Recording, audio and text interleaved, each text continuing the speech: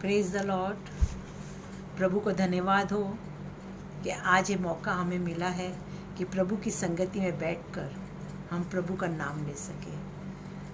आज मुझे मौका मिला कि मैं प्रभु के वचन को आपके बीच में मैं बोल पाऊँ, उसको शेयर कर पाऊँ। और जो वचन आज मैं आपके सामने बोलने जा रही हूँ वो मुझे मिलता है मत्ती की इंजील उसका 7वां अध्याय और 21वां वचन। जो मुझसे हे प्रभु कहता है उससे हर एक स्वर्ग के राज में प्रवेश ना करेगा, परंतु वही जो मेरे स्वर्गीय पिता की इच्छा पर चलता है। देखिए यहाँ पे वो क्या कह रहा है, जो मेरे स्वर्गीय पिता की इच्छा पर चलता है वही स्वर्ग के राज में प्रवेश करेगा। परमेश्वर की इच्छा क्या है, स्वर्गीय पिता की इच्छा क्या है भाई बहनों? वो क्या चाहता है हमसे कि हम कैसे उसकी इच्छाओं पर चलें। इच्छा यही है कि हम उसकी संगति में रहें, उसके संग रहें, उसके वचनों में बने रहें। मगर आज हम क्या है, हम वचनों में हम टाइम ना दे पाके हम संसार की चीज़ों पे ज़्यादा टाइम दे रहे हैं। हम अब संसारिक चीज़ों पे हम ज़्यादा ध्यान दे रहे हैं। प्रभु चाहता है कि वो संसार की चीज़ तो हमें यूं ही दे देगा, मगर हम उसके साथ रहें, उसकी संगति में रहें। वो हमसे ये चाहता है, उसकी ये इच्छा है, तभी हम उसके साथ हम जा पाएंगे। हम एक स्टोरी देखेंगे, सभी को पता है, जो लूका की इंजील में हमको देखने को मिलती है। लूका की इंजील 16वां अध्याय पढ़ेंगे नहीं, उसका सभी को स्टोरी पता है। 19 से लेके 31 के बीच में हम देखते हैं 2 जन व्यक्ति के बारे में हमको दिखाया गया है। एक अमीर आदमी के बारे में और एक लाजर, जो उसकी चौखट पर बैठ कर उसकी झूठन खाया करता था। और अमीर आदमी जो था वो अपने महल में रहकर सांसारिक चीज़ों में ज़्यादा पड़ा हुआ था। वो ऐशो आराम की ज़िंदगी जी रहा था, जो उसके मन में आ रहा था वो कर रहा था, क्योंकि उसके पास धन दौलत एवरीथिंग सब कुछ था, तो वो अपनी मनमानी कर रहा था। मगर जब देखते हैं कि वो दोनों जब मरते हैं तो एक अमीर आदमी जो था वो कहाँ रहता है, नर्क में रहता है, और जो लाजर है वो अब्राहम की गोद में हम देखते हैं, क्योंकि उसने अपना जीवन, जो अमीर आदमी था, वो विलास में अपना जीवन व्यतीत किया, अपनी मनमानी किया, प्रभु से दूर रहा। उसने सब कुछ वो अपने अनुसार किया। मगर वो लाजर जो प्रभु के डर और खौफ में था और खाली उसकी झूठन खा के ही वो अपना पेट भर लेता था, मगर उसका जीवन हम देखते हैं उस स्वर्ग में पाता है। आज हम कई ऐसे लोग हैं जो अपने जीवन को यूं ही सांसारिक चीज़ों में लगा के रखे हुए। आज हम अपने आप को देखें कि हमारा जीवन किस प्रकार का है। क्या हम प्रभु की संगति में हैं? क्या वो हमारे साथ अपने साथ जब आएगा तो हमें साथ ले जाएगा? वो उन्हीं को ले जाएगा जो उसके अपने हैं, जो उसके विश्वास में है, जो उसके संगति में रहते हैं, उनको वो अपने साथ ले जाएगा। जो अपनी मनमानी कर रहे हैं, प्रभु की संगति में नहीं है, तो उस अमीर आदमी के समान उसको नर्क में अपना जीवन व्यतीत करना पड़ेगा, है ना? तो आज हम अपने आप को संभाल लें कि हम अपने आप को कहाँ रखें, हमारा जीवन कहाँ है। क्या हम प्रभु की संगति में है या कि हम अपने आप को अनुसार चल रहे हैं?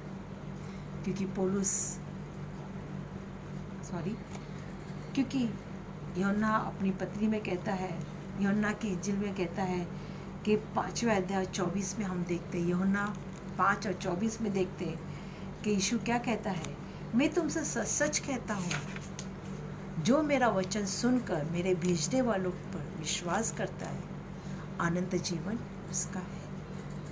किसका अनंत जीवन हम देख रहे हैं यहाँ पे?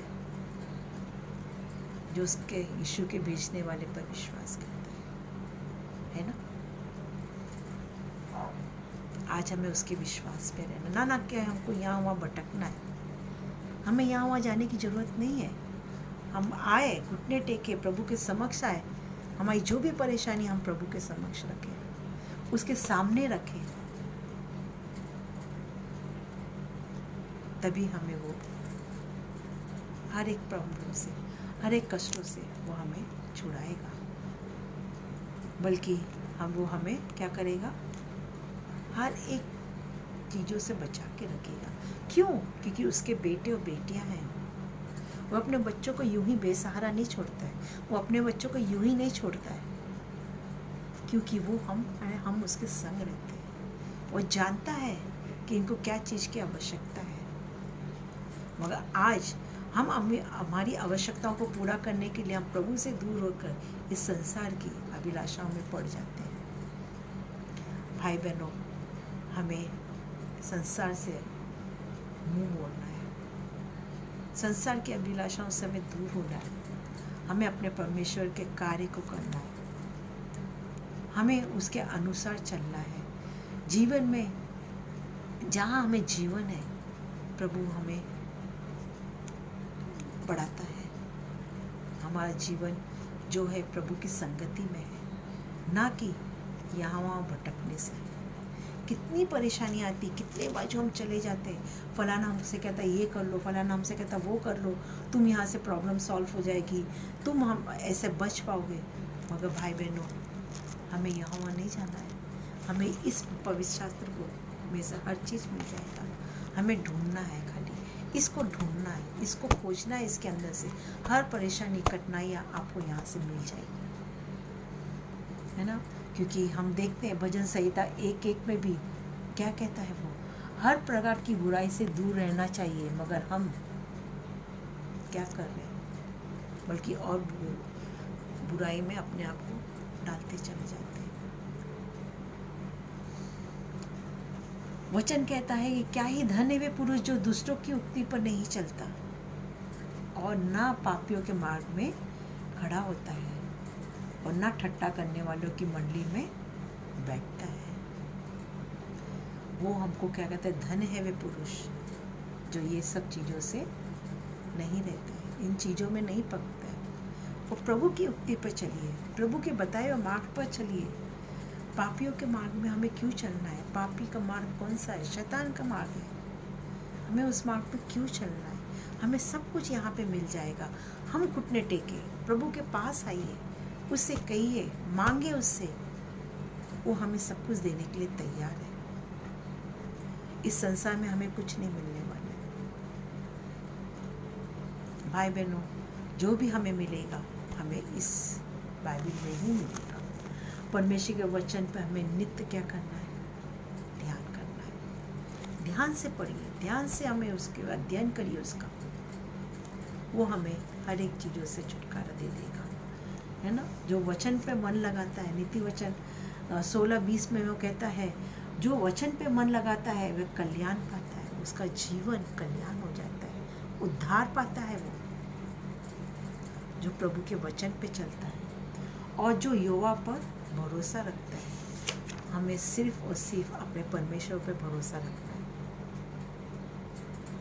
हमें हर चीज़ मिल जाएगी, हर एक चीज़ से हम धनी हो जाएंगे। सिर्फ अपने परमेश्वर पे हमें भरोसा रखना है, हमारे प्रभु के वचनों पर मन लगाए, तभी हमारा क्या होगा?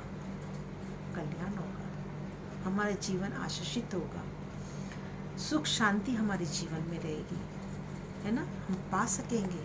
हम सुख शांति के लिए कहाँ कहाँ जाते हैं? कई है तो कुछ गलत संगति में पड़ जाते हैं, कोई पीने पाने लग जाता है, कोई गलत राह चुन लेता है शांति पाने के लिए।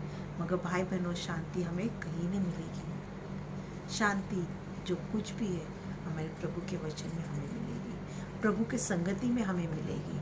आज हम देख रहे हैं हमारे देश में कितना कुछ हो रहा है, कितनी प्रॉब्लम है, कहीं शांति नहीं है। मगर मन लगाइए अपने प्रभु के वचन पे, हमें हर शांति मिल जाएगी। हमें नित्य प्रार्थना करना है, प्रभु से प्रार्थना करते रहिए, मांगते रहिए, प्रभु से बोलते रहिए, जो भी प्रॉब्लम है, प्रभु हमें तू प्रदान कर, हमें तू हर चीज़ से छुटकारा दे। प्रार्थना में हम लग जाए अपने आप को, प्रभु से निरंतर प्रार्थना करते रहे, हमारा प्रभु हमारी प्रार्थनाओं को जरूर सुनेगा, क्योंकि प्रार्थना एक ऐसा माध्यम है, एक डायरेक्ट कनेक्शन है हमारे प्रभु से, एक डायरेक्ट कनेक्शन हमारे पिता के संग। वे अपने बच्चों को प्रार्थनाओं को कान खोल कर सुनता है कि इनको क्या जरूरत है ना। तो हमें क्या करना है, प्रभु से प्रार्थना करते रहना है। आशा में आनंदित रहो, क्लेश में स्थिर रहो और प्रार्थना में नित लगे रहो। रोमियो की पत्री में 2:12 में कहता है पौलुस, आशा में आनंदित रहना है।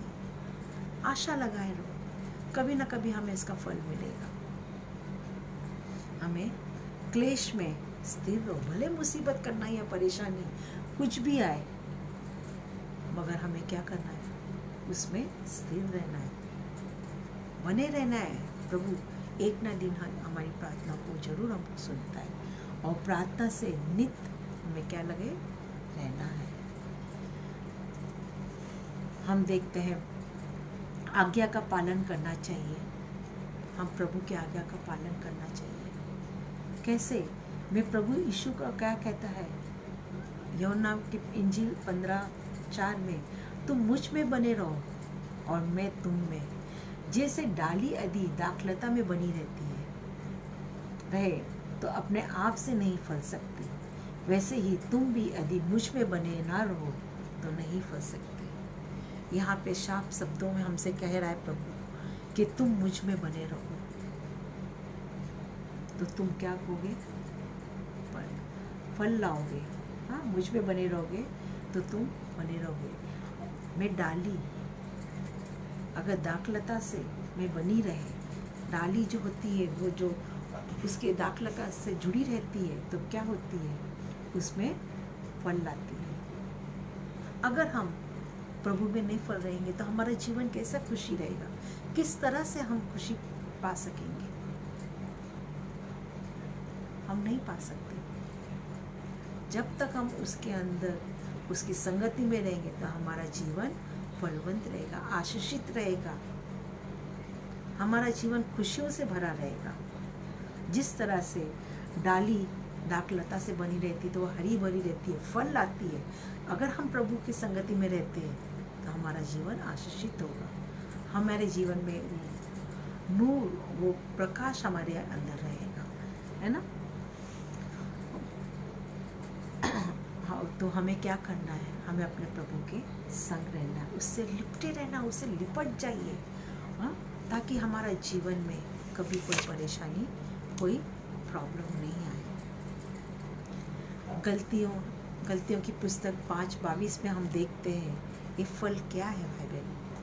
फल है प्रेम, आनंद, शांति, धीरज, भलाई, विश्वास, नम्रता, संयम, ये सब है, ये सब फल है।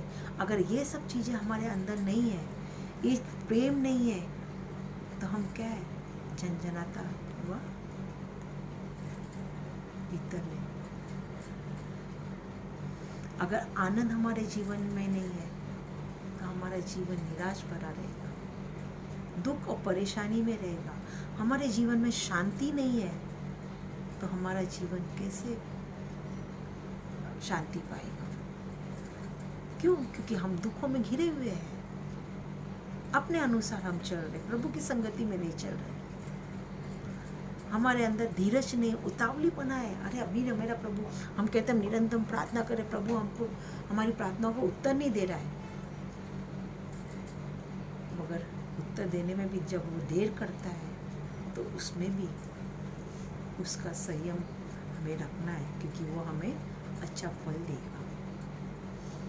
उसकी कृपा हमारे ऊपर रहेगी, भलाई हमारे ऊपर रहेगी, तो हमारा जीवन खुशियों से भर देगा। सिर्फ हमें विश्वास रखना है, नम्रता से हमारा जीवन जीना है, और हमें हमेशा हमारे जीवन में संयम रखना है। ये सब चीज़ें हमारे जीवन में होना बहुत जरूरी है। नित्य हमें धन्यवाद भी देना है। जो कुछ भी हम प्रभु के द्वारा हमें हमारे जीवन में मिलता है, हमें क्या करना है, एक आदर और महिमा में प्रभु को देना है। हमें हमेशा अपने प्रभु को धन्यवाद और महिमा करना है उसकी। यहोवा का धन्यवाद करो क्योंकि वो भला है, उसकी करुणा सदा की है। हमें क्या करना है? धन्यवाद देना है प्रभु का, क्योंकि हमेशा वो हमारे ऊपर करुणा रखता है, हमेशा वो हमारे ऊपर करुणा बना के रखेगा। युवा के छुड़ाए हुए ऐसे ही है कहे जिन्हें उसने द्रोही और के हाथ से दाम देकर छुड़ा लिया है ना। वो हमें अपना बलिदान हमारे लिए दिया है। हमें जीवन जो हमारा है उस क्रूस को निहारना है, उस क्रूस पर निहारना है, ताकि उस क्रूस को देखकर हम जीवन में सुख और शांति पाए।